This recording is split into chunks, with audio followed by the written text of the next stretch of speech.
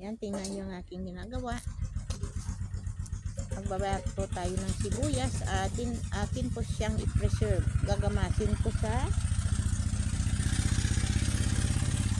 lagyan ko siya ng yung gagamasin ko po siya. I-preserve po siya yung medyo maasim-asim. Kakamutin ko siya at saka ilagyan ng kunting asin. I-preserve kasi napakaraming sibuyas po namin. Kaya gagawin ko. At saka masarap po ito siya. Yan, ganyanin ko na siya, tapos ihiwa ko ng 3.